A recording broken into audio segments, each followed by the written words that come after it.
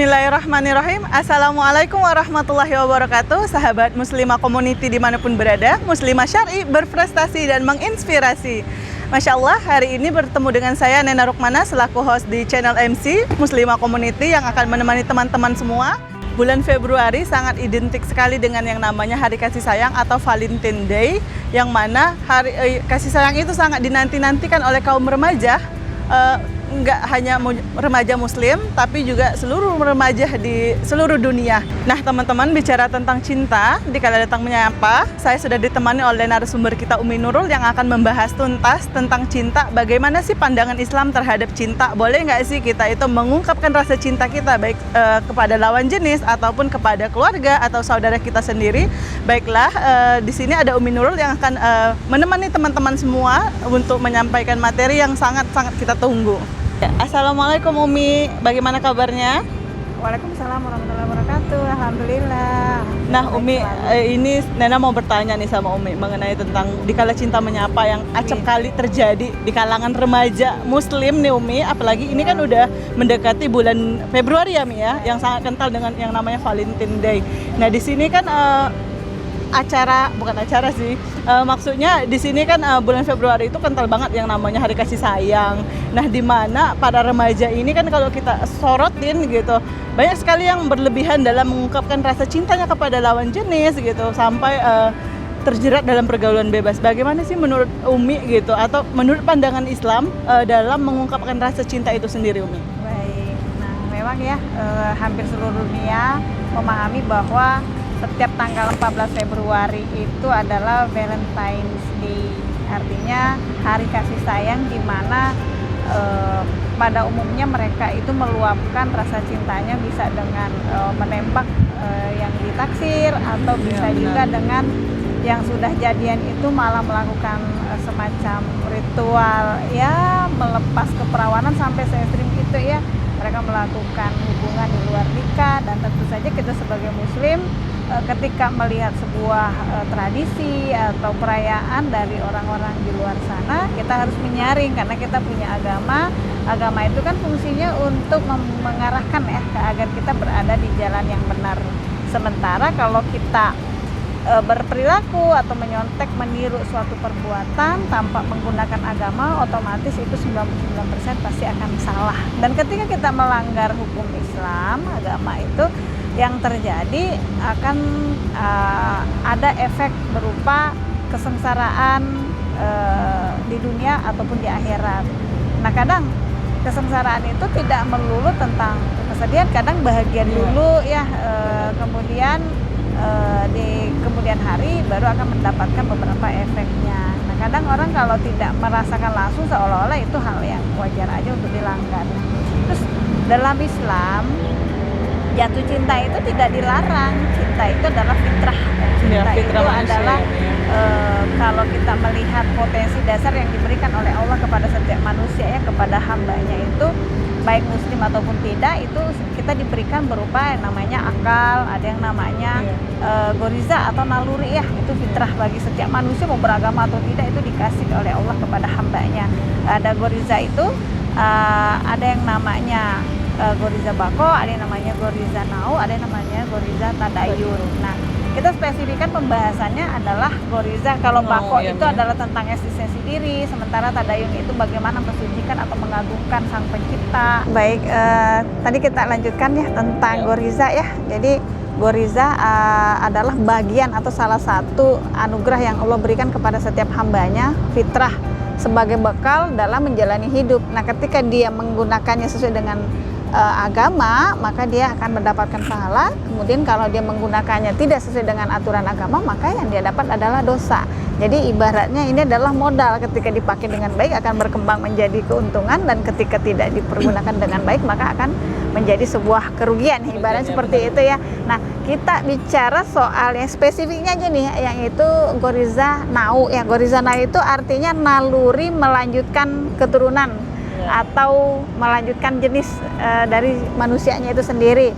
Nah bisa berupa kasih sayang kepada orang tua, kasih sayang orang tua pada anak, pada keluarga, dan bisa dengan lawan jenis gitu. Nah Khusus pembahasan mengenai Valentine's Day itu bicara soal Gorizah Ba'nau tentang cinta atau Kepada lawan jenis ya, Mbak, ya? kasih sayang Iya. terhadap lawan jenis. Nah, Iya. bagaimana Islam memberikan kita aturan terhadap fitrah yang memang Allah anugerahkan kepada hambanya itu ya. Kan jatuh cinta itu adalah sebuah anugerah ya. Iya. Tetapi ketika salah menempatkannya maka akan menjadi sebuah musibah. Jadi anugerah menjadi musibah. Seperti apa yang musibah itu? Ketika jatuh cinta kemudian diluapkan, disalurkan tidak pada tempatnya yang ya, Allah telah syariatkan.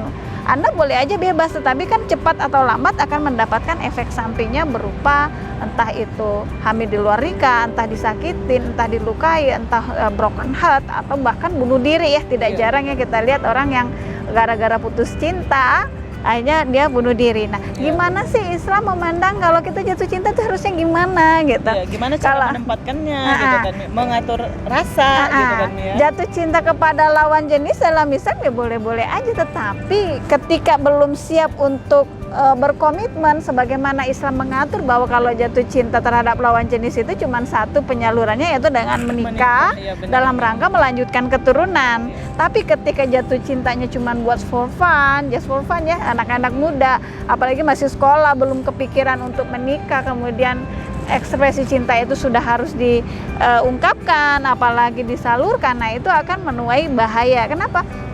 Ya belum pada waktunya, belum tidak sesuai dengan hukum syara, akhirnya apa? Ya dia secara sendiri. Kita kan ngelihat kalau curhatan-curhatan anak muda entah di sosmed ya, kayak paling banyak itu di TikTok. Gimana sih rasanya orang sakit hati atau mantan nikah? Itu semua gara-gara mengungkapkan rasa cinta yang belum pada waktunya Belum gitu. pada tempatnya, Belum tidak bukan pada tempatnya. ya. Jadi cintanya diungkapkan bukan pada tempatnya dan momennya bukan pada waktu yang tepat Ya, gitu ya. Nah, cinta yang sebenarnya itu adalah ketika kita sudah punya ketertarikan terhadap lawan jenis itu diungkapkan dan sudah siap untuk menikah, maka ada jalurnya berupa ada perantara atau Iya, menyampaikan ta'aruf ya, Mi, ya. menyampaikan bahwa kalau kamu cinta sama aku ya kita nikah gitu. Bukan dalam rangka untuk jalan berdua, sekedar makan bareng, Iya. boncengan atau ya apalagi yang free sex, nauzubillah min dzalik, ya nggak seperti itu gitu. Jadi Islam itu ngatur jatuh cinta boleh, melakukan hubungan ya boleh, tetapi ada koridornya. Ada Jadi Islam jalannya. itu tidak apa-apa kok dilarang dalam Islam, bukan dilarang tapi diatur. Diarahkan kepada jalan yang benar ya, Mi, ya. Negara sekuler aja bahkan yang kapitalis yang ateis sekalipun dia punya aturan ketika mengatur ingin kebaikan di tangan masyarakat, Iya. apalagi yang agama yang punya Tuhan gitu. Iya, Jadi benar. kayak misalkan Singapura itu orang boleh nonton porno tetapi diatur ya, sekulernya diatur. Nah, Islam orang boleh melakukan hubungan tetapi ya itu tadi dalam ikatan pernikahan supaya nampak bahwa orang ini taat pada aturan penciptanya, bukan karena dia nafsunya semata tanpa ada aturan gitu. Jadi kurang lebih seperti itu. Kalau jatuh cinta ada mekanismenya. Kalau masih kecil selalu saya bilang ke siswa saya ya, murid-murid saya, kalau ada yang saling ngecengin atau ngejodoh-jodohin gitu satu ya, sama, Mi, ya. Umi ini pacarnya ini, padahal mereka saling ini aja sih kayak ada rasa gitu. Jangan dijodoh-jodohin. Umi tanya kalian sekarang ini gimana? Udah siap nikah belum? Belum. Udah siap Masya nikah Allah. belum? Ya udah, cintanya dipendam aja dulu sampai waktunya tiba gitu. Iya. Jadi kalaupun jatuh cinta sekarang diungkapkan sekarang mau ngapain? Besok-besok 2-3 bulan udah bosen, habis itu sakit hati, saling menyakiti, saling bikin dosa jadinya. Iya, benar. Hanya apa? Yang gak ada gunanya juga cintanya diungkapkan ya, pelampiasannya nggak ini juga, nggak bermanfaat juga. Iya. Endingnya ya tadi, akhirnya ya kecewa, nangis. Yang namanya orang anak remaja broken heart gimana sih? Ya curhat lah apa segala macem, sampai kalau demi ya untuk menghindari kecewa itu sampai harus memberikan keperawanannya, nauzubillah ya. benar. Sekarang kan udah SMP itu ya udah belajar aneh-aneh anak SMP zaman Nah, sekarang Mi, tuh. bicara tentang Valentine Days Ah. gitu kan, Mi. Kita tahu kan bahwasanya ini kan budaya barat yang masuk ke negara kita, terutama di Indonesia. Itu kan momen yang sangat ditunggu-tunggu sekali gitu, kayak 14 Februari gitu, apalagi tahun baru gitu kan. Ini kan istilahnya musiman Umi gitu, tapi euforia remaja itu sangat antusias sekali gitu kan Mi. Apalagi kalau kita perhatikan gitu yang seperti Umi bilang di TikTok, di sosmed dan lain sebagainya gitu. Anak SD udah mengenal yang namanya cinta padahal belum waktunya gitu kan Mi. Biasanya kan rasa cinta itu kan udah tumbuh sendiri gitu karena kita punya tadi naluri untuk saling menyayangi kayak gitu kan Mi. Cuman gitu, ada nggak sih Mi gitu tips kepada teman-teman semua nih khususnya remaja gitu Mi yang saat ini mungkin dimabuk cinta gitu, yang salah dalam menempatkannya gitu Mi, gimana sih agar adik-adik kita gitu agar tidak terjerat dalam pergaulan bebas itu sendiri Mi, gimana tipsnya? Ya, sebenarnya faktornya harus kita pahami ya, kenapa sih remaja itu seperti itu, karena banyak yang ditiru ya, banyak contoh di sosial media ya. Bahkan dia kalau nggak punya pacar malu, bahkan ada orang tua yang mempertanyakan kalau anaknya nggak punya pacar, anakku nggak laku gitu. Nah, ada mindset dan perilaku di tengah masyarakat yang salah, tidak sesuai dengan Islam, akhirnya mereka ikut-ikutan. Yang tadinya zaman dulu yang namanya jalan bareng dengan cowok itu malu, nah sekarang malah malu kalau dia nggak punya gandengan. Mindset itu yang harus dirubah dulu ya, sehingga tidak dimanfaatkan. Sekarang kan dimanfaatkan oleh kapitalis, pedagang ya. Momen tahun baru, momen Valentine's Day itu adalah momen di mana dagangan itu laris kayak coklat, apalagi bunga, kemudian hotel-hotel, kontrasepsi. Karena anak-anak juga dalam pendidikan sekulernya di sekolah diajarin bagaimana namanya sex education itu ya, pendidikan seks itu diajarkan bagaimana melakukan seks yang aman.